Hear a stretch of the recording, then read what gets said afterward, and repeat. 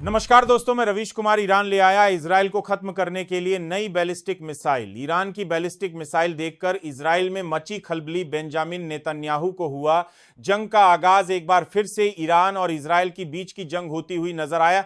फिर से ईरान की बीच की जंग होती हुई नजर आया। दोस्तों, और ईरान की साली पाराया की बीच की जंग होती हुई नजर आया का दोस्तों गारा ताहो पर रही है, क्योंकि इस बार ईरान ने कैसी चीज का आविष्कार कर दिया है जिसे देखने के बाद हर कोई हैरान है। ईरान ने अपनी नई बैलिस्टिक मिसाइल का परीक्षण करने के लिए उसको आसमान में छोड़ा। ईरान ने बताया कि उसकी यह बैलिस्टिक मिसाइल सबसे पावरफुल है फिलहाल।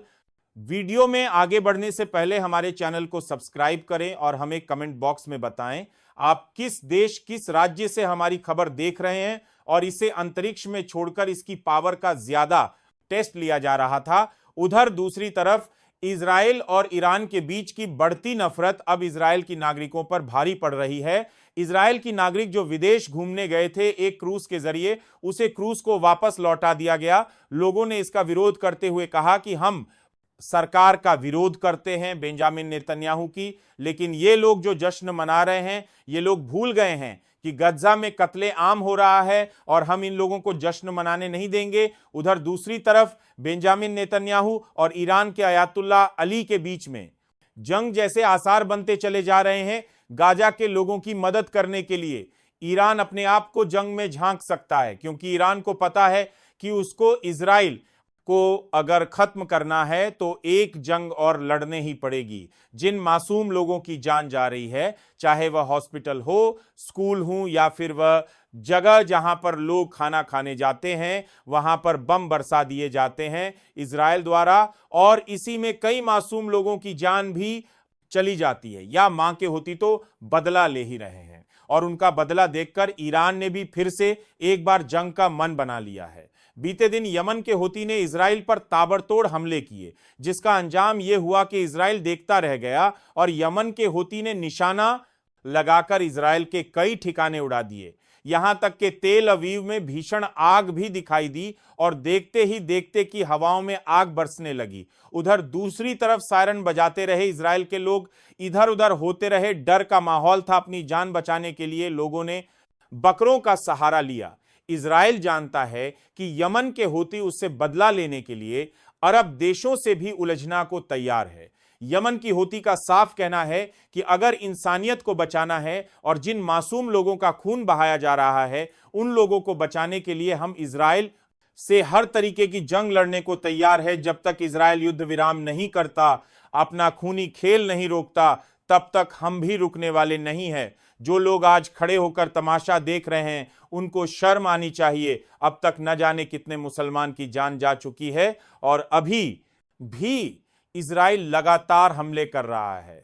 यह खूनी संघर्ष रुकवाने के लिए तमाम देश को हमारे साथ आना चाहिए, लेकिन जो अब देश खड़े होकर तमाशा देख रहे हैं वह एक बार जान ले कि वह लोग भी सुरक्षित नहीं है। हम उन पर कभी भी हमला कर देंगे। उधर दूसरी तरफ ईरान ने बताया कि उसकी बैलिस्टिक मिसाइल इतनी पावरफुल क्यों है। ईरान अपनी पावर दिखाकर इजराइल को डरा रहा है और यह सारी चीज देखने के बाद बेंजामिन नेतन्याहू अमेरिका की मदद जरूर लेंगे। हालांकि डोनाल्ड ट्रंप पहले ही बेंजामिन नेतन्याहू को पागल कह चुके हैं और साफ बता चुके हैं कि इजराइल के पीएम बेंजामिन नेतन्याहू पागल हो चुके हैं। वह हर जगह बम फेंकते फिर रहे हैं और इसीलिए अब अमेरिका ने भी अपना हाथ खींच लिया है। लेकिन डोनाल्ड ट्रंप की जान अब खतरे में आ गई है, क्योंकि ईरान के सबसे बड़े धर्मगुरु साले का आरोह है। लेकिन कराबीरा कार्य के लिए बेंजामिन नेतन्याहू पागल हो चुके हैं। डोनाल्ड ट्रंप को खत्म करने के लिए लोगों से चंदा जोड़ा है और अब तक 350 करोड़ रुपए जुड़ चुके हैं। ये देखने के बाद हर कोई हैरान है कि ईरान के सबसे बड़े धर्मगुरु डोनाल्ड ट्रंप को करने के लिए बेकाबू है। उन्होंने अपना सबसे पहला बयान तब दिया था जब डोनाल्ड ट्रंप ने ईरान पर हमला कर दिया था। तभी ईरान के सबसे बुजुर्ग धर्मगुरु ने कहा था कि हम डोनाल्ड ट्रंप की लाश देखेंगे और उसे कोई बचा नहीं सकता। इधर अपनी ताकत दिखा रहे हैं ईरान के सबसे बड़े धर्मगुरु, तो वहीं दूसरी तरफ अयातुल्लाह अली ऐसे हथियारों का आविष्कार कर रहे हैं जिससे कि इजराइल को 2 मिनट में खत्म किया जा सके। ईरान की यह पावर देखकर सारे देश हैरान हैं। ईरान ने बहुत कम समय में बहुत ज्यादा हथियार अपने पास इकट्ठे कर लिए हैं। उधर दूसरी तरफ इजराइल को रोकने के लिए यमन के हूती ने एक और जहाज उड़ा दिया है। जहाज उड़ाकर यमन की हूती जश्न मना रहे हैं। ये सारी चीज देखने के बाद इजराइल मन ही मन भड़ास निकाल रहा है, लेकिन उसकी मदद करने वाला कोई नहीं है। एक लौटा अमेरिका था जो बार बार उसकी मदद करने आ जाता था, लेकिन अब तो डोनाल्ड ट्रंप को भी इस बात का यकीन हो चुका है कि इजराइल बिना मतलब अरब देशों से पंगा लेता है और कहीं पर भी उठकर हमला कर देता है। ये सारी चीज देखने के बाद सबको यह लगने लगा है कि डोनाल्ड ट्रंप का दिमाग अब सही चल रहा है और इजराइल को अब सही पहचाना है। उधर दूसरी तरफ बेंजामिन नेतन्याहू ईरान की मिसाइल और परमाणु ठिकानों को नष्ट करने की सोच रहा है, क्योंकि वह जानता है कि अगर ऐसा नहीं किया तो उसके लिए सबसे बड़ी मुसीबत खड़ी हो जाएगी। ईरान इजराइल को रोकने के लिए तमाम चीज कर रहा है, लेकिन इजराइल एक बात अच्छे से जानता है कि उसने अगर लोगों को रोकने की कोशिश की तो उसका अंजाम क्या होगा। ईरान ने पहले ही कहा है कि अगर उसके परमाणु ठिकानों पर किसी ने बुरी नजर डाली तो इसका अंजाम भुगतने के लिए तैयार रहना।